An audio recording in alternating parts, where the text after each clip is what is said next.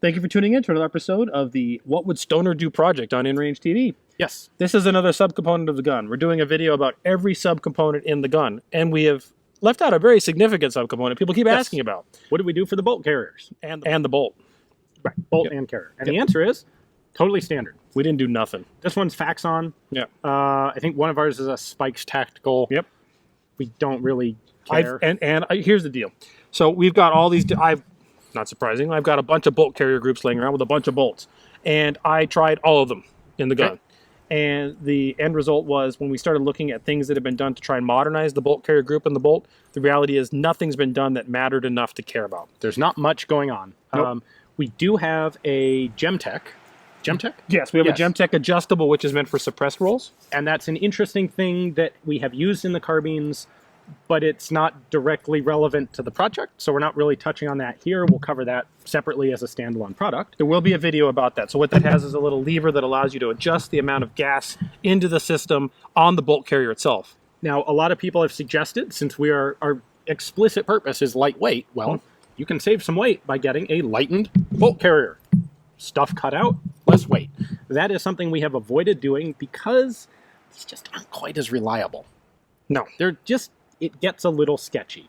And that's in that area kind of like polymer uppers, where it's like, yeah, it's just, I don't know that I want to take that extra step. I'd rather retain the reliability and the durability of a regular standard bolt carrier. So there's a couple things there in that regard. So this is a lightweight carrier. By the way, I did run this lightweight carrier in the What Would Stoner Do carbine quite a bit.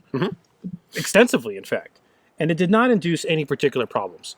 But I can tell you that a lightweight bolt carrier induces the potentiality of having more problems in that the dwell time is decreased in the gun unless you got everything properly configured. Right. So when you start dealing with variances or problems in ammunition, and very much more so in something that's running full auto, which we are not in this project, but if you were, these lightweight bolt carriers tend to present new problems that can be avoided. Another one that if you were to play with, now not a problem with the SLT1, but some match grade triggers and such, this particular lightweight bolt carrier group actually jammed up the gun, and I couldn't take it apart without pulling both pins and taking it off because the hammer got stuck on something that was different than the way this was milled or machined.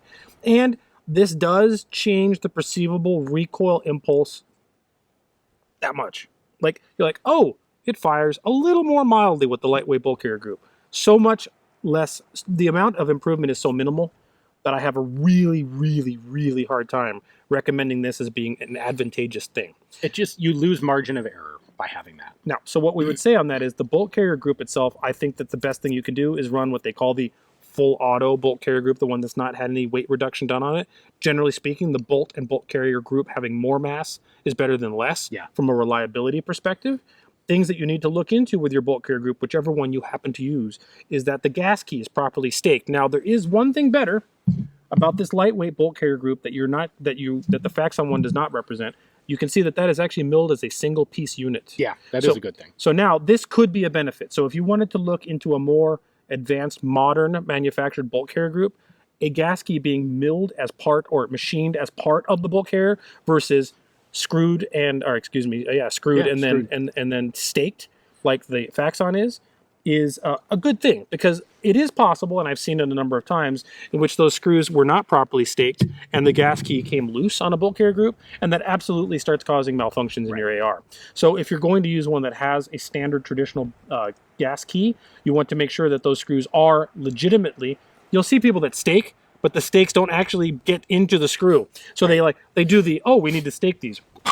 And they don't look at it, and they never did anything with the stakes. They just made a dent in the side of the gas key. Yeah. So you got to make sure it's properly staked. But a properly staked gas key with a magnetic particle tested bolt, boy, that's more important than anything. A good quality bolt, even more important than the good quality bolt carrier group, matters dramatically. Yeah. But there was nothing to change fundamentally in terms of the design of the bolt carrier, nor was there anything we wanted to play with that was important enough for us to mess with it in the What Would Stoner Do project. Yep. Yeah. The bolt is something that you should consider a consumable part, that if you are relying on this gun for your life, you should change the bolt out with some consideration. You don't want to run a bolt forever because they do wear and tear eventually. That's our answer to the bolt carrier group for the What Would Stoner Do rifle, which is just use a good high quality one that's been properly manufactured with a gas key that's been properly staked and move along. Thanks for watching.